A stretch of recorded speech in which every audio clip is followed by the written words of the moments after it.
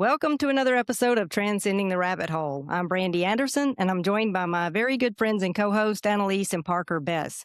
Today, we're welcoming back to the show our friend and astrologer, Johnny Barnett. Johnny's been studying and practicing astrology for more than 30 years. His approach to the birth chart is archetypal. Understanding the birth chart as a symbolic map, a blueprint of our inner life, our gifts, our challenges, and our soul's journey into wholeness. His work invites people to see themselves with greater clarity, compassion, and purpose. Johnny, welcome. It's a privilege to transcend this rabbit hole with you. Thank you, Brandy. It's good to be here. Yeah. Yeah, Johnny, it's so good to have you back. Yeah, I'm excited for this good to see you. conversation. Yeah, I'm super excited. So I thought maybe we could just kick things off. I mean, a lot of people think of astrology as prediction or like personality typing. So maybe you could define astrology for us from that archetypal or symbolic perspective.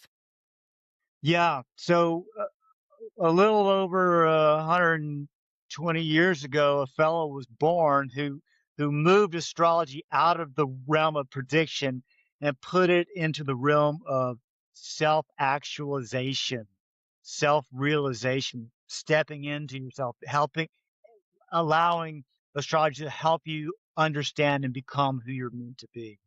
And so, of course, that fit right in with Jung's archetypes and individuation. They almost mirror each other, right? And so, and of course, he was a contemporary of Jung, born almost about the same time. So the archetypes, it's like, each of these signs, Taurus, Aries, Scorpio, Virgo, Aquarius, these are all different ways of being in the world. So that you could say they're different archetypal ways of being. If you're a Virgo, you're meant to experience life and live life in a Virgo way. And so there are certain archetypes that go with Virgo. There are different archetypes that go with Scorpio, and yet again, different ones that go with Aquarius. So identifying with your animal, like all the signs are either usually a person or an animal, like the ram or the twins or the centaur, right? Helps you experience yourself on a non-personal level. Like you're having a very personal experience of being a ram or a bull or a twin, right? So there are many, many other rams and bulls and twins in the world, but you're having your own personal experience, and yet it shares elements with all the other rams or bulls or twins out there. So yeah, astrology helps you sort of tap into this universal sense of having a place within that big universal tapestry. Yeah. That's fascinating. And I'm thinking also of archetypes, running through the planets also, because all of the planets carry archetypal energy too, right? Absolutely, because the planets have the same names as the gods and goddesses from Yeah. Roman mythology. So how did that happen? Well, we can only speculate, but it's obvious to me that mythology was written specifically to illustrate the different archetypal energies that comprise each one of us. We all have Venus, the goddess of romance, inside of us. We all have Mars, the god of war, inside of us, and all the other characters in mythology who are named after those planets. And yeah, it helps you see that when you read the mythologies that, oh, this is how Mars operates. This is what Mars is all about. And you can see a part of yourself that operates that way. And then there's another layer to you. There's the Mercury layer. Oh, Mercury does this. Oh, I do things in that fashion sometimes. And so you see that you're comprised of multiple archetypes. And that's what's so fascinating about us being human, and it's shown in astrology how we're all a unique blend of 7 different planetary archetypes and 12 different zodiac archetypes, and everyone's got a different mixture, a different recipe for being in the world. That's very cool. I Yeah. never really put that connection together, I guess, with the Roman gods and the planets and Yeah, just the it's no archetypes in accident. general with it. It's no accident that they have the same names as the planets. That cannot be a coincidence. And if you speak Spanish or French, you know that the days of the week are also Yeah. named after these same planets and or gods. Um, Mhm. Monday's child is fair of face. Moon day, Monday, right? Tuesday's child is full of grace. Well, Tuesday is martes in Spanish, Mars Day, mardi en français, Mars Day, Tuesday. It goes on. Wednesday, Saturn's Day. Yeah. Yeah. Yeah. So, Yeah. Yeah. That's yeah. really cool. I've learned a Well, lot from you too on how the planets actually impact our soul, like our inner longings, desires, and our reactions to things. Like right now when we're recording, we were saying how it's a Mercury retrograde and we all just feel wonky and cars are breaking down and cameras aren't working and, all the little disasters that just tick us off are happening all at once. And can you talk about that a little bit about like, are the planets causing events or are they symbolic mirrors of a deeper pattern? Because of how they make us, even the moon too, when the moon is in different phases or different distances from uh certain locations, it pulls on us. Can you talk into yeah. that? Yeah. So it's obvious by anyone who's been to the beach or sailed on the ocean that the moon literally has a physical effect. The gravity of the moon is literally pulling us. So you can see cause and effect with the planets, Mercury, Jupiter, Saturn, Uranus, Pluto. We don't have the science, the subtle enough science to measure that. Although I feel like one day we will be able to establish a cause and effect. But even if we don't have that science today, there is a hermetic principle, and Hermes is how you say Mercury in Greek. Uh, the hermetic principle of correspondence. As above, so below. So it's like the planets are they causing cars to break down? Maybe, maybe not. But we definitely know that when Mercury goes retrograde, more cars break down. Not every car will break down, but some will, right? Not every flight will get canceled, but many more will during Mercury retrograde than not. So like I said, the law of correspondence, and that's, I believe, the key to understanding astrology, whether the planets make you the way you are, or whether they're simply there to show you the way you were meant to be, and it's no accident that you are Mhm. the way you are. Well, I've heard you talk in our last episode about natal charts, and I was just for all of our listeners who are, catching up to that or catching up, this might be the first time they've ever heard you, Johnny. And I just want you to kind of reiterate what a natal chart is and how that is like a placement, like kind of just like what you're just saying about how you're a mixture of all the planets and the moon has its gravity effect and so does the planets. And maybe how does that align with a natal chart? Like, what is that? Yeah. So basically, the natal chart is a snapshot of the sky or of the solar system at the moment you were born from the location in which you were born, right? Time and space, Mhm. right? And so there's no one exactly like you in terms of being born at the exact time and the exact space. Even twins come out a minute or two apart from each other. So the snapshot, the chart, you're basically seeing a circle, and the top half of the circle is the sky above you, and there might be planets up there that you can't see at the moment. The sun may be up there if you're born during the day. The moon might be up there. And then the bottom half of the circle is the sky below you, which you cannot see because the middle of the chart is the horizon. And so you might have planets down below that you can't see. Most of us have some both above and below the horizon. And so that snapshot, that picture of the sky, um, tells you, if you're an astrologer, it tells you all kinds of information about this person. What's their Mm, emotional temperament? What are their physical needs? What are their creative style all about? How's their mental aptitude? Destiny, purpose. It's like your whole, and the timing of events in your life is encapsulated in that very first snapshot. That's like the whole script is set into stone, if you will, the moment you were born. It's just amazing when you start to look at it the way I do. Yeah.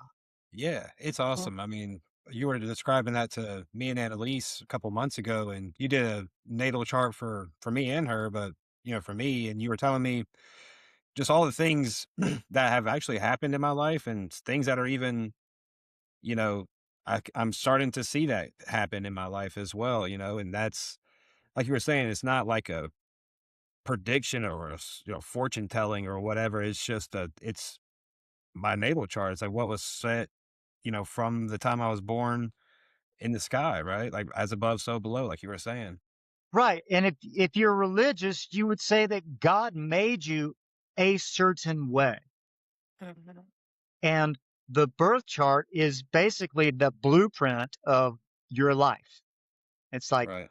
if you want to know, what you're supposed to be when you grow up, take a look at the chart. It can guide you into some very. Yeah. I just had a breakthrough realization of my own, and I've been studying astrology for, as you said, over 30 years, and I just realized something about myself by looking at my chart. It's like, oh, why did I not think of that before? Of course, I should be applying this sort of modality when I'm doing this sort of activity in my life. It fits, it feels right. It's not like, oh, that's rubbing me the wrong way. I don't really want to be that way when I'm doing this. No, it felt like, oh, of course. So it's Yeah. not Yeah. forcing you to be something you're not meant to be. It's rather guiding you into Yeah. that path that was laid out for you the moment you were born. it's really sad that so many people do not use this. I know, if I had known about this years earlier, I could have saved myself a lot of struggle and striving, trying to determine my life path, what I'm here to do. And I feel like if parents would utilize this more, it would Mhm. be super helpful for children to kind of find their way in the world. But my question is our life predetermined, though, when you think of it that way? Is it mapped out? Or do we have freedom to choose our destiny? I mean, are we bound by our chart? I guess that's the question. Yeah, that is a great question, and I've thought a lot about that over the years. I've talked to several people about it, and I believe that most of your life is in fact mapped out. Um, it's just it's just uncanny how the correspondences between events in my life and the things happening in my chart at the same time.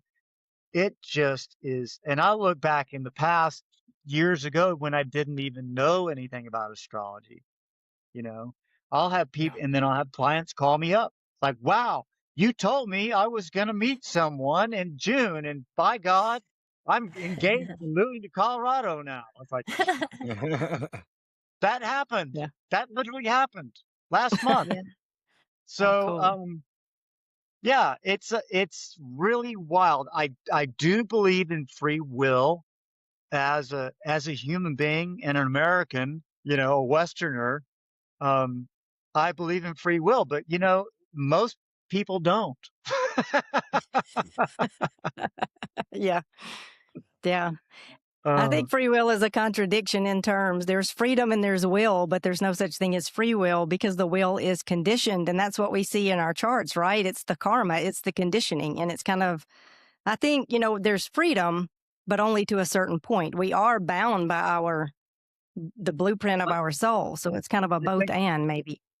I think you're right, and I think we're free to run away from our destiny. Look at Star Wars when Yeah. Luke Skywalker meets Ben Obi-Wan Kenobi. And he says, "You got to come with me to Alderaan and save Princess Leia." He's like, "Oh no, I can't do that. I've got the farm to take care of. I got chores to do." And so he tried to run away from his destiny, and yet when he ran, he saw that his farm was destroyed, his aunt and uncle were dead. It's like, you can't run away from your destiny. You can try. You have that free will to attempt it, but sooner or later it's going to catch up to you. Right. Yeah. It Yeah. makes you suffer. Two things are coming to mind. One is, yes, you did my natal chart last year, and you had told me about that time I was kind of entering into like a funk. I mean, not just a funk, like the biggest funk. And I was struggling, and you said, yeah, you're going to be feeling like this until maybe like April, May, maybe June. And I was like devastated. And you you said, no, but it's okay because there's an end in sight.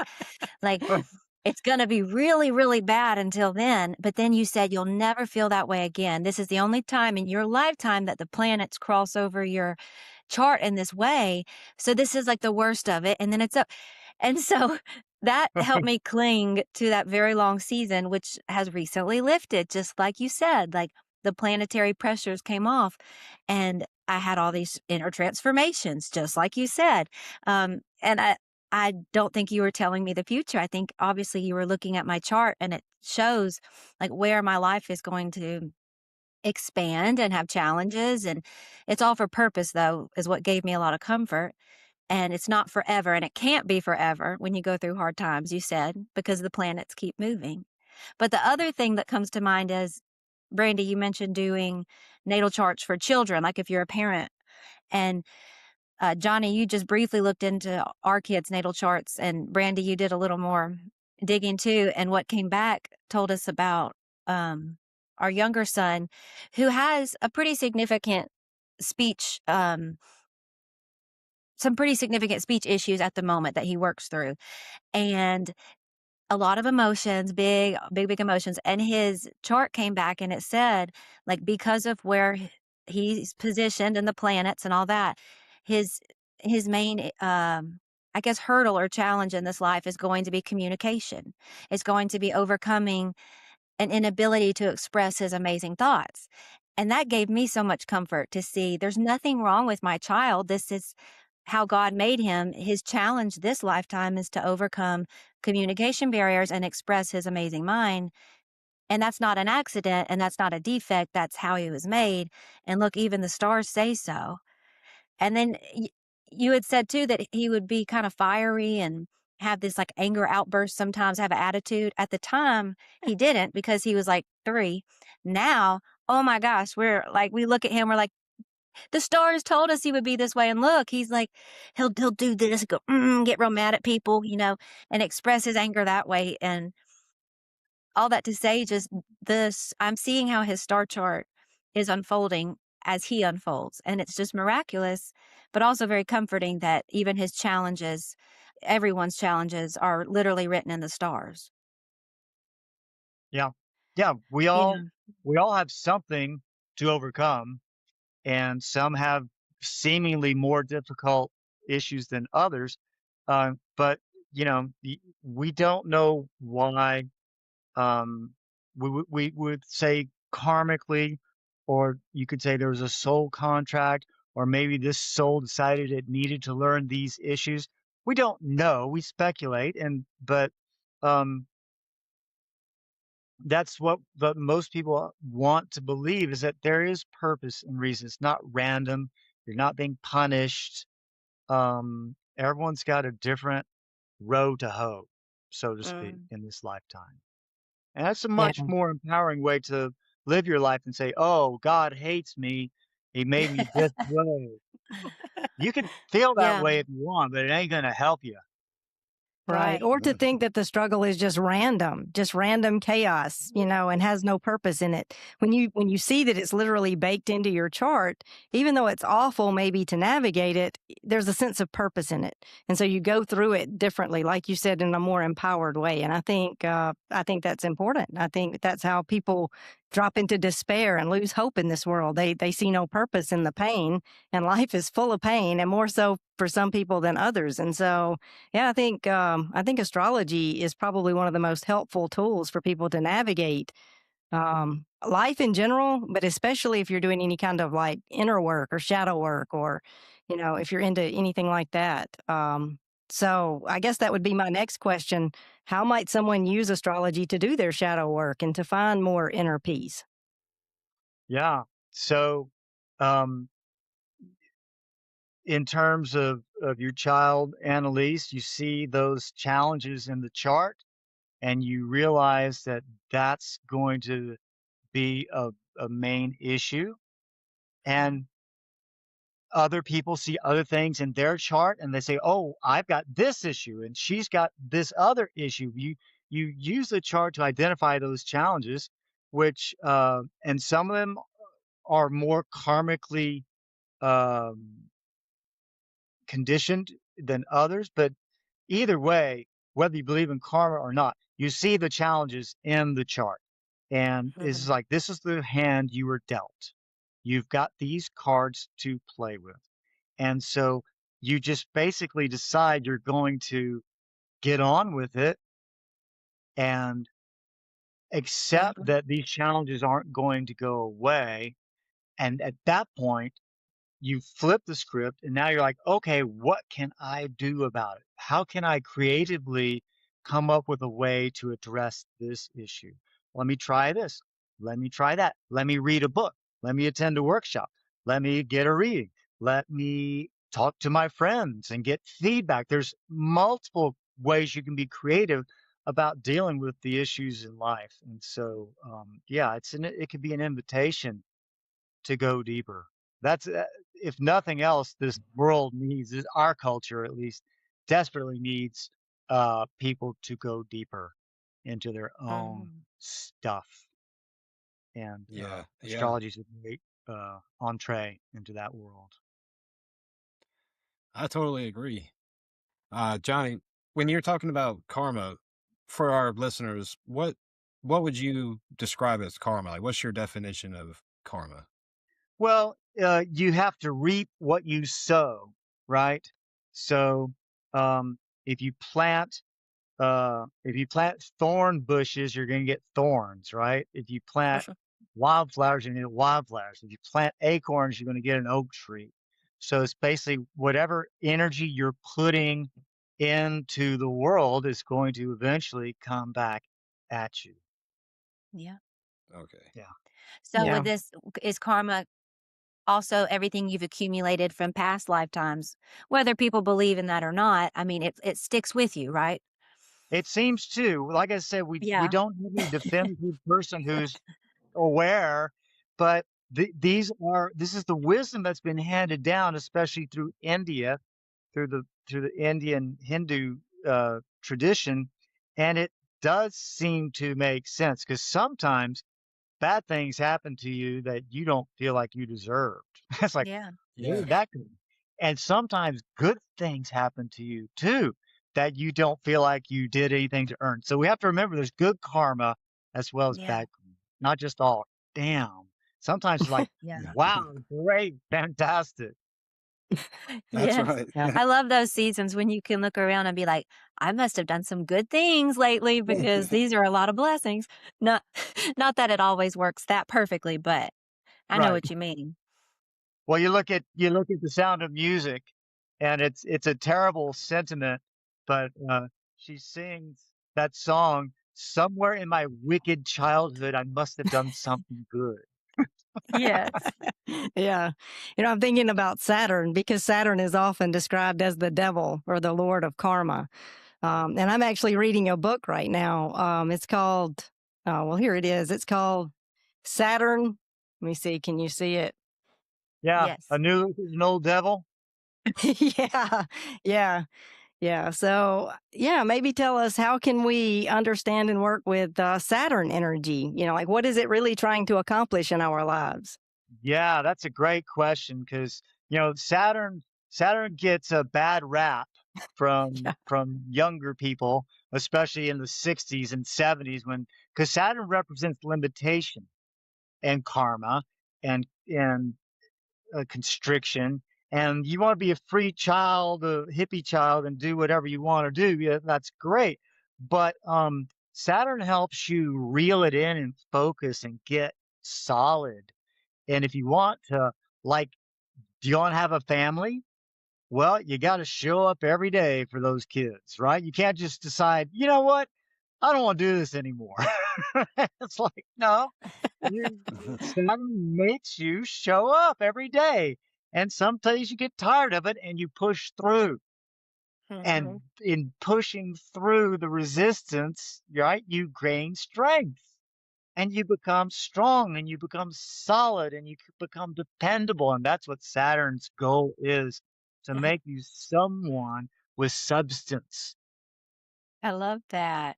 That's actually exactly what you told me back in October when you said, buckle up, it's going to be bad. You said it's Saturn. It's all this Saturn in your chart. And it's bad. You said, I hope you're praying and meditating and all the things.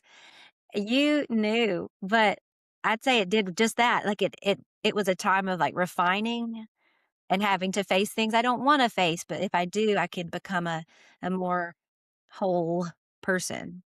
Right. The word refinement, I mean, that's simply it. You've been put through the fire. You have been refined, and it's not easy. I mean, when you refine metal, you have to melt it all the way down and reshape it and reform it.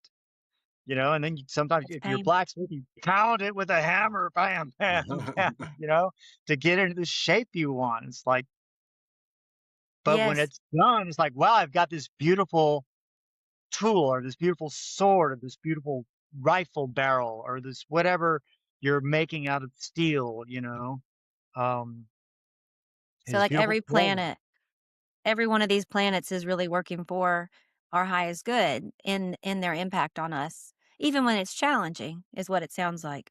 Yeah, Saturn is only a problem for children, meaning an adult who refuses to grow up and mature, right? Yeah. It's gonna happen. It's gonna happen. Johnny, have you ever heard of this is a like little right turn here, but have you ever heard of a occult practice called Saturnalia? Saturnalia? Yeah, maybe that's what maybe that. Where Saturn takes a holiday and you get to be debaucherous. Yeah, it's like Carnival.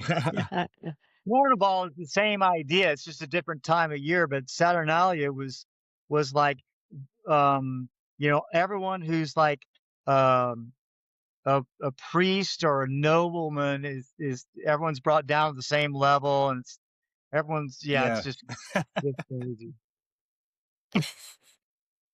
But yeah, people did that stuff back in the day, and they still do it today in Brazil and in other places, right? Oh yeah.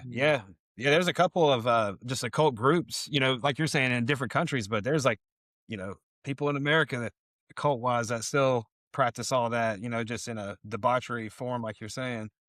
Yeah, it's tied into Catholicism because Catholicism is pure Saturn. Yeah. It's the heavy hand of Saturn.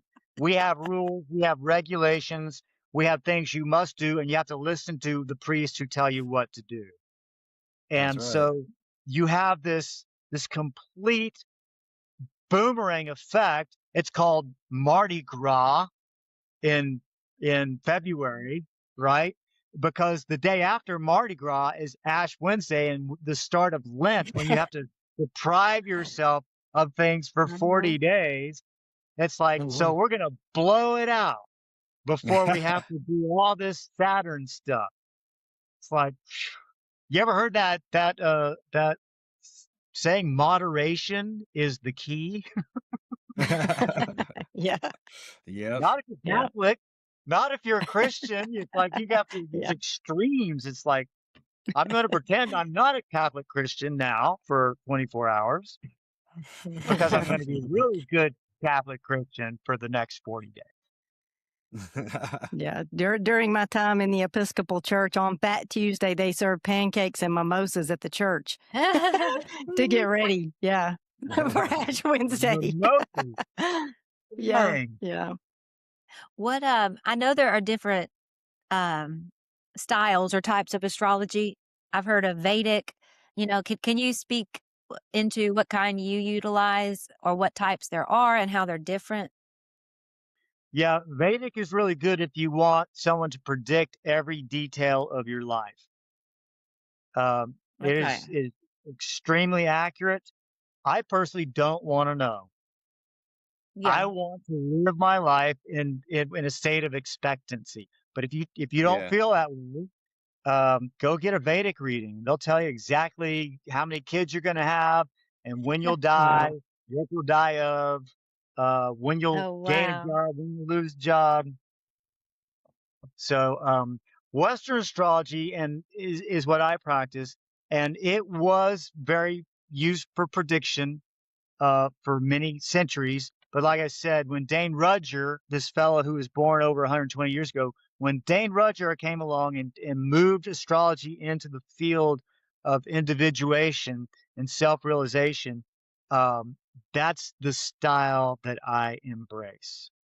And Okay. so I'm very similar to any typical Western astrologer in that way. The one unique difference about the way I practice is that I realized about 15 years ago that the 7 chakras in the body are Mhm. corresponding to the 7 visible planets.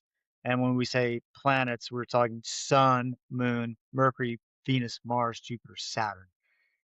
The same 7 that have the days of the week named after them. So it sounds Vedic what I do, but it's not. It's very Western, but chakra is a Vedic word, but chakras are universal. They occur in every Mhm. body. And so I like, and I do use a few Vedic pearls of wisdom. I blend some of that wisdom into my chart readings, but I'm a Western astrologer. And if I think you're going to die on a certain day, I'm not going to say, I think you're going to die. I'm going to say, there's some challenges coming up, very difficult. You want to take care of yourself because I don't know. Even Yoda in Star Wars says very difficult to see is the future, always in motion, right? So Yeah. um, I don't know everything. Astrologers do not know everything. I know a lot. I think I know a bunch, but I do not know everything. And I would never tell someone you're going to die on a certain day. Yeah. That's fascinating. I guess that was going to be kind of my next question. If the future is fluid, and I believe that it is, then how can you predict with accuracy certain things like a person's death date? I wonder if it's one of those things where if it's in the near future, it's easier to predict than if it's in like the long-term future, because the near future, there's kind of a momentum already, things are in motion in that direction. So those things would be easier to predict or less likely to change. Yeah. But the faraway future, yeah, Because there's so say you're on a river, you're flowing down that river, and you can see what's right up ahead of you. yeah, But if you're on the Mississippi River and you're in Iowa, you don't see yeah, anything happen in Mississippi or Louisiana. There's no right, telling what's coming up. But yeah, looking a yeah, little bit ahead might be easier. But yeah, I don't. When I do readings, I do look at what's coming up, but I don't do it to predict specifics. What I do is to predict the condition of the river in which you're floating. There will yeah. be some rapids coming up by the time you get to Illinois, right? And they're Mhm. going to smooth out when you hit Missouri, but then it's going to get a little twisty when you get to Mississippi. I will give you the flavor of the experience, but I'm going to leave it to you to fill in the meaning. And that's really an important thing to understand. Every individual gives their own meaning to the experiences that they're having. I can't tell you meaning. I can tell you purpose. I can tell you what you're made to do, but the meaning that you derive from that experience is yours to decide. Hmm. Also, our choices would impact things. And if we thought we were locked in to a certain prediction, we may not choose in a way. Our freedom may be kind of impacted. Our free will maybe would be diminished if we knew too Yeah. Oh, much. absolutely. I don't know if I've probably told you the story about when I first started dating the woman who I eventually married. And I had become an astrologer maybe 10 years before, but 20 years before, I had met a woman and fallen in love, and she was a Cancer. And, it was good for a while, then it was bad, and we broke up, and I was like, well, I'll never date a Cancer again, right? And it's like, whatever. I was not an astrologer at that point, but anyway. So 10 years pass. I meet this woman, and on our first date, I say, "Listen, I'm an astrologer, and if you tell me your birthday, I'm going to prejudge and everything. I'm going to categorize you in my head. I don't want to do that. I want to get to know you without that influence." And after like 3 weeks, it was obvious we were meant for each other. And so I finally said, okay, so what's your sign? Well, what do you think her sign was? A Cancer. Cancer, of course, right? If I had known that at the first date, how do you think that would have influenced my behavior and my thoughts and my feelings? Yeah. Mhm. It would have screwed the whole thing up. Right. Yeah, we can know too much. I know I recently asked you, and we never did get a chance to connect and talk about it, but horary astrology, that's something that I was hearing someone speak about. I think it was in a podcast. And she was saying that it's used to predict predict things, but mainly like to find lost items, things like that. And it can be used for accurate predictions also. Could you speak into that a little bit? Yeah, it's like any question you want to ask. Okay. Where did I lose my keys, for Yeah. example? But it's also can be used like when the ceasefire was signed between the US and Iran a couple weeks ago. You can cast a chart for that moment, and Mm. then you apply the principles of horary, and you look at whether you think that ceasefire will last or not, right? Huh. So you can do it with a question, like I said, where where are my keys? Where should I look to find a job? I haven't tried any of these myself. I have a friend that is on Facebook that posts a lot of horary uh, quizzes and questions, like where are the lost keys? And he'll ask everyone in the group to like give their reasoning, their astrological reasoning on why they think the keys are here or there or wherever they are. And so I glean a little bit from that, but that's definitely not my area of expertise. It's Yeah. fun. It's really fun to Yeah. read this. Uh, Yeah. Yeah, it's fascinating. I'm interested, but it also seems, I don't know. I mean, there are a lot of different opinions on it. Like you were saying, you can post the chart or whatever, and be like, "Where are the keys?" And you have all these different opinions from different people who are reading the same chart. So it kind of depends on how you interpret the information, right? well, I think a well-experienced horary astrologer will get the answer. Each of them will get the answer correct. These Okay. are he's posting this to astrologers, and some or Uh, many are not, like me, are not experienced in horary. Yeah, okay. yeah. Johnny, Fascinating. I know that you have been excited about kind of a new area of study that you're into right now with the solar return chart and the Venus return chart. Um, can you tell us about that? And also, does that have anything to do with like the Great Solar Flash type of language, or is that something unrelated? Oh, I haven't heard. What is the solar flash? That'd be more of a you explaining, but It's just basically, I guess the theory is that as like the timelines collapse down into this current timeline, there'll be a transition from 3D to 5D, and within that transition is the great solar flash, practically where the sun like will expand out and give off a super flash. It's supposed to, like I said, upgrade yeah, upgrade everybody's everything and consciousness. just Okay. bring the Earth up into a 5D state. Yeah, Some I people had heard think that. that is a thing, like a second return. The return of Christ is tied into that too. Gotcha. Well, the solar return chart's completely different from that. Um, Okay. basically, so you're born with your birth chart, and this is the way you are, and this is what you're here to do, and strengths and weaknesses, and that's in effect for your entire life. Now, on your birthday, you have the sun returns to the same spot it was in the sky, in the Mhm. zodiac, on the day you were born.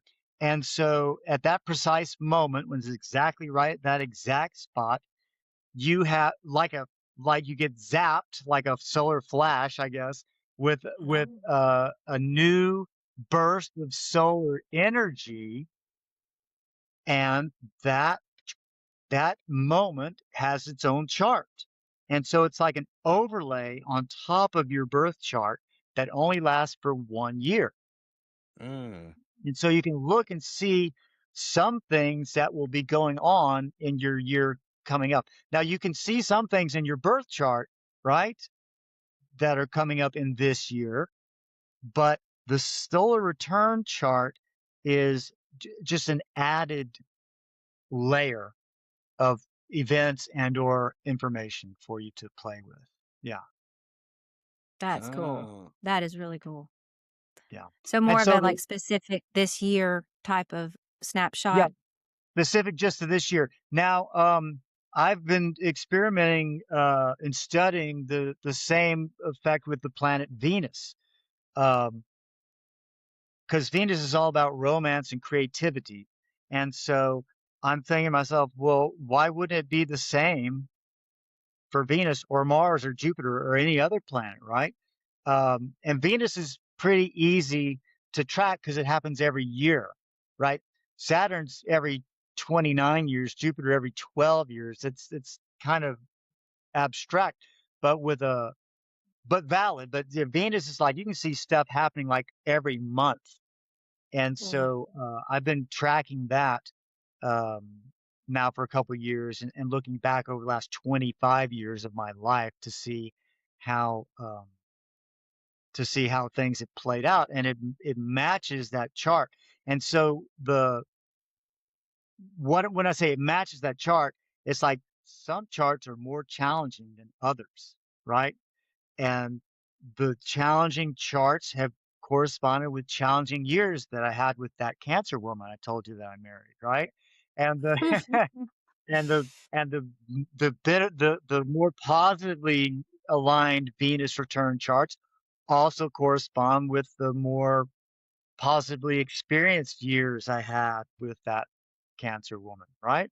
So it's really amazing how that plays out. And so what I've started doing now, just in the last year, is consulting clients and telling them where to go on their birthday or on their Venus day in order to maximize the benefits of this chart. Because as you move east or west or north or south on the planet, it changes the sky above you. And so you can line up different planets in different positions. You can line up the same planets in different positions in your chart for that year, if you prefer that solar return year or that Venus year.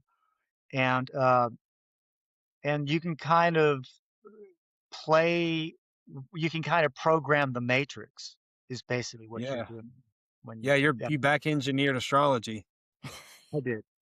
Yeah, you Yeah. did. That is so cool. That is so Yeah. cool. It's kind of funny when Johnny first started offering these. He said he had taken a look at my chart. He gave me a call. He's like, I took a look at your chart, and it would be remiss of me not to mention maybe you should get out of town. And I mean, the planets are like really kicking my ass this year, so I wasn't at all surprised to get that call. So it was pretty funny. I was like, that's it's bad when the astrologer calls and he's like, get out of town, you need to leave. Yeah. That Yeah, is funny. Yeah. yeah. And some years it's better to stay right where you are. So you don't have to travel every year, but it's good to know in advance. It's like, oh, I got a birthday coming up, and your Venus day is no one knows when their Venus day is unless they study the astrology Right. software or have the ephemeris like I do. But your Venus day is there's basically 8 days spread out over a 5-month period that it will happen each year. It will happen every 8 years. It will happen at one of those 8 places, and it comes Okay. back around to. It could be like for me, I have one in May, then I have one in June, I have one in August, and I have one in July, and so it just depends on because Venus doesn't circle around the same speed as the sun does. So yeah, call me up and I can tell you when your Venus birthday is, if you like, when your Venus day is, and we can do a chart and show you what you can look for. It's amazing. If you want to improve your love life or even your creative life, because Venus rules creativity as well. And the most amazing thing I did, talk about looking back at the past, I took a look at John Lennon's Venus return chart for the year he met Paul McCartney. Oh, And for you kids who don't know, that was the greatest musical songwriting partnership in the history of the world, called the Beatles. Anyway, sure enough, looking at the chart that I cast for that year for John Lennon, Venus moves through the chart, and once it crossed the ascendant, that's when it gets activated. And then 6 days after it crossed the ascendant, it met the planet Uranus, which is revolution and breakthrough. And that was the day John Lennon met Paul McCartney. wow. That's so neat. That's really cool. Yeah. Written in the Yeah. stars. Yeah. It is Literally. written. It's written. That Yeah. gives me a lot of comfort, really, because, you know, when you grow up in church, you're told, obviously, don't look into astrology, evil. But then they tell you the wise men helped us all find Jesus. So it's very contradictory. And, you know, now I've come to understand it's a tool to help with your development. It's a tool to help with your journey. If you don't want to look at it, that's fine. You'll just have a harder journey and not understand it quite as well. And if you do look at it, you'll really have a lot of tools in your toolkit and more understanding for your journey. But then at the same time, you don't need to look at it so much that you're trying to predict your every moment. Like there is that quote, just trust God part of life, like just ride the wave. But to kind of know where your waves are going is pretty helpful. Yeah, that's a great point because a watched pot never boils. Mm. Yeah. And so if you know this big day's coming up, nothing might happen, Yeah. right? So sometimes, and this is true for in my experience, because I should be able to predict every single day of my life, right? But some days and some weeks will go by that I haven't taken the time to look in my book or go through my astrology software and see what's going on, and things will catch me off guard. And sometimes it's wonderful, Right. and sometimes it's like, I wish I'd known I was facing those challenges in that day. So it's Yeah. really it's up to you to decide how much you want to know about the day to day to day. But yeah, sometimes it's better to just let things unfold because, as I don't know who said it, but all roads lead to Rome, which is Mm. to say, whether you get off track or whether you're on the straight and narrow, you're going to wind up at the same destination one day. Yeah. Yeah. That's a Yeah. lot of grace. I think it's pretty But I silly like, myself. what's that? I think it's pretty silly myself that like people can sit there and say like astrology is so evil when when God put the stars in the sky. And it's just like, how are you gonna sit there and say that when Right. God Almighty Himself put the stars in the sky in the way that they are? Right.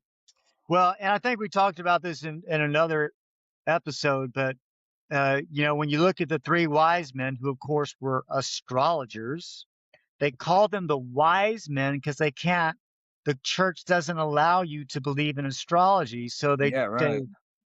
it was the magi originally Then it was the three kings. Well, kings are majestic, right? And then they were wise men. It's like they're astrologers. They're following Yeah. a star. And if you're a Christian and you believe in the Bible story of the wise men, you have to believe in astrology because Yeah. those three guys were the only three guys that knew anything was up. That's Okay, right. Mary Yeah. and Joseph knew. Mary and Joseph and the three wise men were the only people who knew something was up. How Yeah. did they know? Well, they were astrologers. That's how they knew. So if you're a Christian, Yeah. you have to believe in astrology. And if you're an astrologer, you know that it proves Christianity. It proves the validity of Jesus. That's Mhm. right. Yeah. Mm-hmm. If it wasn't for Yeah. the wise men, maybe nobody would have even heard the story of this Jesus, truly. I mean, who would have known? This kid born in a barn, who would have known? Right. Yeah. Yeah. I think it's like with any tool, it can be misused. It's, Right. So it can rob us of our journey.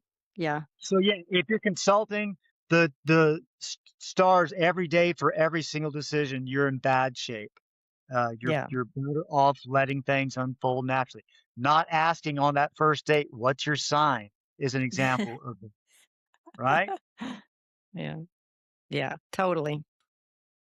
That's wild. I mentioned this, I think, the last time we had you on, but even just looking at our birth charts, Parker's and mine, you were able to tell me like the supposed sign of who I would marry based on my birth chart and him, and it actually was our signs, and that's just so wild that's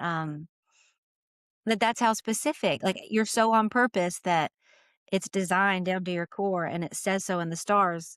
Every little piece of your story. I just think It's that's really a testament to the divine. Yeah, exactly. It is a testament to the divine. It does not negate God. It doesn't not have to negate your religious beliefs. It supports them. On the contrary, Mhm. it shows that there is Yeah. divine purpose. And whether you believe in the God of the Bible or not, you can see divine order and divine purpose. Or if you want to use the word cosmic instead of the word divine, either way, there is a plan that Yeah. is unfolding, and you can see it clearly, clear as day. Yeah. That's Yeah. very true. No matter what God you're talking about, it's still just, it's in the sky. It's, God put it there. Exactly, exactly. Guess what sign of the woman is I'm supposed to marry? It's Cancer. Cancer. Cancer.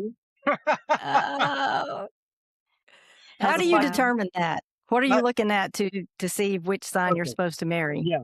In a man's chart, Venus shows the sign of the woman he will marry. Mm-hmm. In a woman's chart, Mars shows the sign of the man she will marry. Now, Okay. this is medieval astrology, and it's not true 100% of the time, but it's true a lot of the time. Uh, and then the other element, and I get this from the Vedic tradition from India. India says that Jupiter in a woman's chart represents her king. Hmm. So Mhm. I have seen and experienced women more attracted to a man's Jupiter than to his Mars. So I think women get a two shots at this. That's interesting. I saw a meme, and of course, memes are overly simplified. So I don't know, but it said, you should never marry your seventh house sign. Like that's that's the person you'll have the most difficulty with. Well, Have you I never heard guess that? the seventh house is the house of marriage. Right. And it said that if you marry the person or the sign that is of your seventh house, that'll be the most difficult relationship. Yeah, well, so this is a deeper level of astrology that I like to think I have the benefit over a meme. Um, Sure. The Yeah. seventh house is the house of projection because the Mm, first house is the house of self. And so the seventh is opposite that one. And so whatever you don't own about yourself, you project onto the other. That's why when we fall in love at the very beginning, it's like, wow, they're so different from me. I love that. And then it's like a couple of months or half a year later, it's like, wow, they're so different from me. I hate that. Well, that would make sense then. What you're saying is kind of, corroborating what that meme said, but it's explaining the shadow behind it.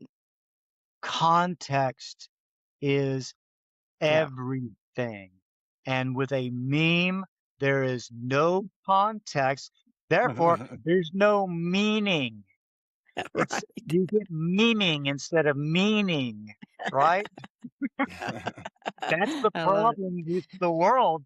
There's everything's a soundbite. There's no possibility for context because I've only got 8 seconds to hold your attention. Sorry, you're just gonna have to make do. That's so true. Yeah. That's why my chakra class lasts 2 hours because I want to make sure you grok it. I want to make sure, and the word grok has context. Do you know where the word grok comes from? Do you know what that means? No. Well, everyone in the 60s and 70s read Stranger in a Strange Land about an alien from Mars who wound up on Earth, and that was a Martian word, grok, that didn't translate exactly, but it's like to really understand something is to grok it. All right. But people throw that word around these days. They don't have the context. That's very interesting to know because I mean, I like to use Grok AI, so that's pretty cool. I'm going to kill myself now, Parker.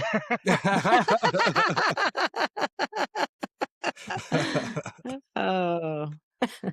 Oh, mercy. Yeah.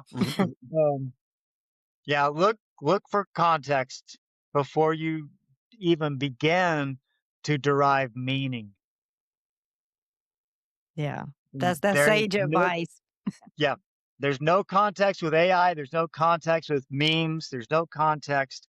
It takes time. I mean, if it's not worth spending the time on, then it's not valuable. Yeah. I love that. Figuring out your life is worth spending a little time, or a lot. Totally. Yeah. Well, as we wrap up this episode, maybe share any closing thoughts that you might have, and tell our listeners where they can find you and what you're working on, what you have going on right now. Yeah, well, if you want to talk about you and your life and get some answers to why things are the way they are, if they're challenging, um, basically almost every area of life, health, work, relationship, children, family, career, um, karma, destiny, purpose, questions large and small. Astrology is just wonderful for answering those and giving you not not like every single answer like in the predictive way, but giving you a sense of peace of mind, right? It's like, oh right, there is a cosmic purpose that's unfolding. That's my job, and the other main thing is to validate what you already know to be true about yourself, but no one else is supporting you in that role. Parents, bosses, even friends.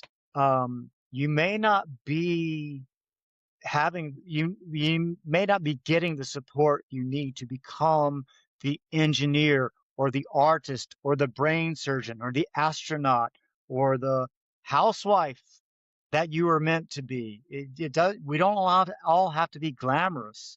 There's a great line from The Natural, that baseball movie with Robert Redford, and the manners keep saying, I should have been a farmer. It's like right now being a farmer sounds great to me. I think I'd really enjoy getting out of the rat race. So Yeah. if sometimes the astrologer says you need to be a farmer, and that's okay. Uh, but yeah, that's the benefit of astrology, just having someone guide you into becoming the person you were made to be. Yeah. So I'm happy to do That's that. beautiful. If you can't see me, see an astrologer, see a good astrologer. Of course, being an older person, I would recommend an older astrologer, but there are some young people who know a few things. But I just think back to Saturn again. The voice of experience says go with someone who's been around the block a few times. So you can catch me on Instagram, on Facebook, and on my website at Chakraology. It's chakraology.org on the website. The Instagram page is Chakraology. Facebook is, Facebook/Chakraology. And drop me an email, info@Chakraology. And yeah, happy to talk and give you a reading if that's what you'd like. Don't have any plans for touring right now, but who knows, that might come back up again soon. But I do have a YouTube channel. It's called Chakraology.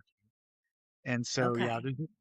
I'm not very active, especially lately. Been focusing on fixing my son's truck for a long time.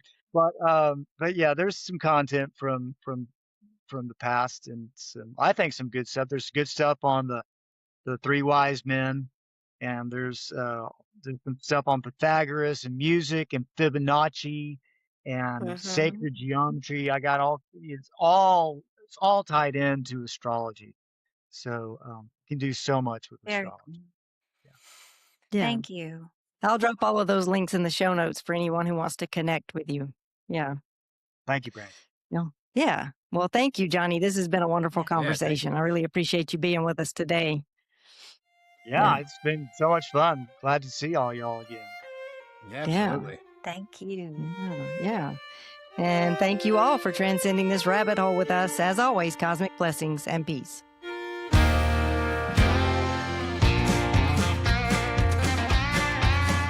Do you ever grow discouraged by the weight of this world? Does Big Brother get you down with all the lies that he's told? Does the gloom and doom of nightly news haunt your dreams? So you scroll instead of sleep, 'cause distraction is key. But as long as there is still a sun up in the sky, I can choose to live on the sunny side. It's somewhere between burying my head in the sand and falling down the rabbit hole again. I was sleeping just fine peacefully inside my American dream, awoken when those puppet strings were cut right off. The evidence you can't ignore, sheriff call you misinformed. I know the truth, but trying not to lose my mind. I'm somewhere between burying my head in the sand and falling down the rabbit hole again. It takes a worried man to sing a worried song, and the state of humankind had me humming along. Hello, common sense, I'm convinced we've lost our way, sold our attention to the system. Now there's power to reclaim, but as long as there's a heart beating in my chest, I will cling to hope that's true. I will cast out the rest. There's no price on peace of mind, oh, and you won't find it here. It's that perfect love above calling you near. I was sleeping just fine peacefully inside my American dream, awoken when those puppet strings were cut right off. The evidence you can't ignore, sheriff call you misinformed. I know the truth, but trying not to lose my mind. I'm somewhere between burying my head in the sand and falling down the rabbit hole again.